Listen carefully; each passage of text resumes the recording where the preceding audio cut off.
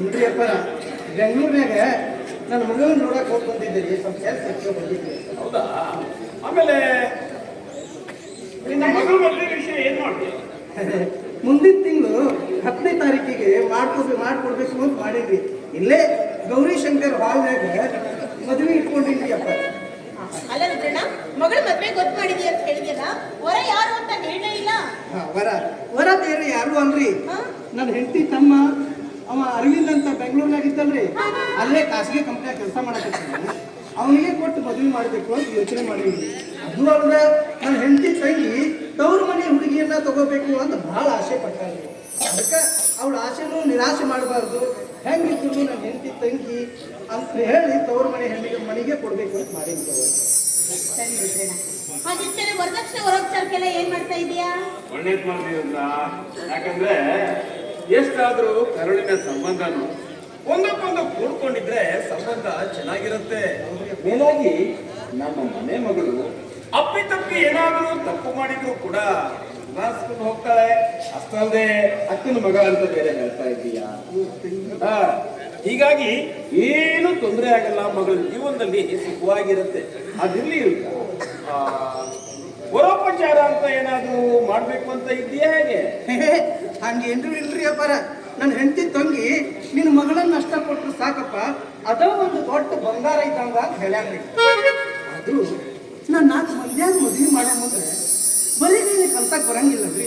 ಅದಕ್ಕೆ ನನ್ನ ಕೈಲಾದ ಮಟ್ಟಿಗೆ ಏನಾದ್ರು ವರೋಪಚಾರ ಮಾಡಬೇಕು ಅಂತ ಮಾಡೇನ್ರಿ.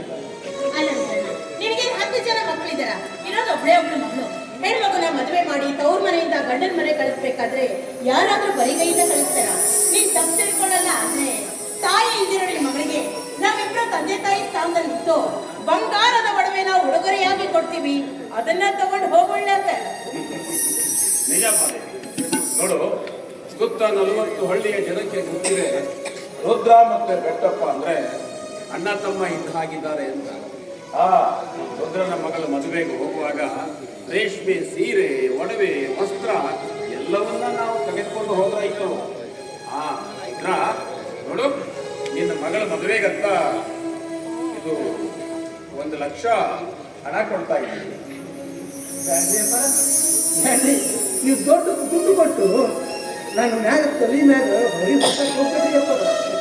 ದೊಡ್ಡ ಗುಣ ಇರೋ ನೀವು ಅವರು ಮದುವೆ ಮಂಟಪಕ್ಕೆ ಬಂದು ನನ್ನ ಮಗಳಿಗೂ ಅಳಿನಿಗೆ ಆಶೀರ್ವಾದ ಮಾಡಿದ್ರೆ ಅಷ್ಟ ಸಾಕ್ರಿ ಅಪ್ಪ. ರುದ್ರ, ನೀನು ಸ್ವಾಭಿಮಾನಿ ಅಂತ ನನಗೆ ಮೊದಲೇ ಗೊತ್ತು. ನೋಡು, ಇಂಥ ವಿಷಯದಲ್ಲಿ ಸಂಕೋಚ ಪಟ್ಕೋಬಾರ್ದು ಕಣೋ. ಮದುವೆನ ಭರ್ಜರಿಯಾಗಿ ಮಾಡು. ಕೊಡು ಮಾದೇವಿ. ತಗೋರದ್ರಣ್ಣ, ತಂದೆ ತಾಯಿ ಸ್ಥಾನದಲ್ಲಿ ನಿಂತು ಕೊಡ್ತಾ ಇದೀವಿ, ಬೇಡ ಅಂತ ಹೇಳ್ಬಾರ್ದು.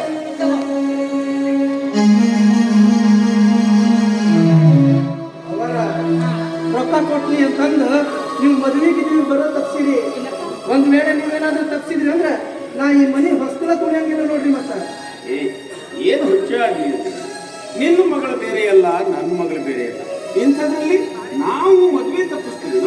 ಖಂಡಿತವಾಗಿ ಮದುವೆಗೆ ಬಂದೇ ಬರ್ತೀವಿ. ಬರುವಾಗ ಎಲ್ಲವನ್ನು ನಾವು ವ್ಯವಸ್ಥೆ ಮಾಡ್ಕೊಂಡು ಬರ್ತೀವಿ. ನೀನು ಮದುವೆ ಮಾತ್ರ ಭರ್ಜರಿಯಾಗಿ ಮಾಡ್ಬೇಕು, ಆಯ್ತಾ? ಸಂತೋಷ ಆತ್ರಿ ಅಪ್ಪರ, ಭಾಳ ಸಂತೋಷ ಆಯ್ತು ಅಪ್ಪರ. ನನ್ನ ಮಗಳು ಮದುವೆಗೆ ನಿಮ್ ಮಗ ಸಂಘದಲ್ಲಿ ಮಾಂತೇಶಪ್ಪನ್ನ ಕಳಿಸ್ಬೇಕಲ್ರಿ? ಅಷ್ಟ್ಯಾಕೆ ಯೋಚನೆ ಮಾಡ್ತೀಯಾ? ನಾಳೆ ಫೋನ್ ಮಾಡ್ತೀನಿ, ಬರ್ತಾನೆ ಬಿಡು. ನಿನ್ನೆ ಫೋನ್ ಮಾಡಿದಾಗ ಇನ್ನೊಂದು 2-3 ದಿನದಲ್ಲಿ ಎಕ್ಸಾಮ್ ಮುಗಿಸ್ಕೊಂಡು ಮನೆಗೆ ಬರ್ತೀನಿ ಅಂತ ಅವನೇ ಹೇಳಿದ್ದಾನೆ. ನಾವು ಮದುವೆಗೆ ಹೋಗುವಾಗ ಅವನನ್ನು ಜೊತೆಯಲ್ಲಿ ಕರ್ಕೊಂಡು ಹೋದ್ರಾಯ್ತು, ಮತ್ತ್ಯಾಕೆ ಸುಮ್ಮನೆ ಫೋನ್ ಮಾಡಿ? ಹೌದ್ರಿ, ನೀವು ಮನೇಲೆ ಹೇಳಿದ್ರಿ ಮಾತೇಶ್ ಬರ್ತಾನ ಅಂತಂದು. ನನ್ನ ನೆನಪೇ ಇರಂಗಿಲ್ಲ ನೋಡ್ರಿ. ವಯಸ್ಸಾದಂಗ ಮರು ಬಂದಂಗ ಆಗತ್ತಿತ್ರಿ ಅಂತಾರ. ಒಟ್ಟು ದೇವ್ರು ಬಂದಂಗ ನೀವೆಲ್ಲರೂ ಬಂದು ನನ್ನ ಮಗಳು ಮದುವೆ ಒಂದು ನಡೆಸ್ಕೊಟ್ರೆ ದೊಡ್ಡ ಉಪಕಾರ ಆಗ್ತೈತ್ರಿ ಅಪ್ಪ, ದೊಡ್ಡ ಉಪಕಾರ ಆಗ್ತೈತಿ. ಅದಕ್ಕೆ ಯಾಕೋ ಅಷ್ಟೊಂದು ಬೇಸರ ಮಾಡ್ಕೊಳ್ತೀಯ? ನಾನು ಮಾದೇವಿ ಮುಂದೆ ನಿಂತು ನಿನ್ನ ಮಗಳ ಮದುವೆನ ನನ್ನ ಮಗಳ ಮದುವೆ ತರ ಚೆನ್ನಾಗಿ ಮಾಡಿಕೊಡ್ತೀವಿ, ಆಯ್ತಾ? ಆಯ್ತ್ರಿ ಅಪ್ಪ, ನಾನು ಸ್ವಲ್ಪ ಛತ್ರಕ್ಕೆ ಹೋಗಿ ಅಡ್ವಾನ್ಸ್ ಎಲ್ಲ ಕೊಡೋದಿದ್ರಿ ಕೊಟ್ಟು ಬರ್ತೀನಿ. ಅವರ ನಾನು ಬರ್ತೀನಿ. ನೋಡಿದ್ರ, ಮತ್ತೆ ಹಣ ಬೇಕಾದ್ರೆ ಕೇಳು. ಮದುವೆಗೆ ಯಾವುದು ಕಡಿಮೆ ಮಾಡ್ಕೋಬೇಡ, ಭರ್ಜರಿಯಾಗಿ ಮಾಡು ಮದುವೆನ, ಆಯ್ತಾ? ಆಯ್ತ್ರಿ ಅಪ್ಪ. ಮಾದೇವಿ, ನನಗೆ ಮತ್ತೆ ಯಾಕೆ ತುಂಬಾ ಕೇಳ್ಬೇಕಾ ನೀವು? ಬನ್ನಿ, ನಿಮ್ಗೆ ಇಷ್ಟವಾಗಿ ಅಡುಗೆ ಮಾಡಿದ್ದೀನಿ, ಊಟ ಮಾಡೋಣ.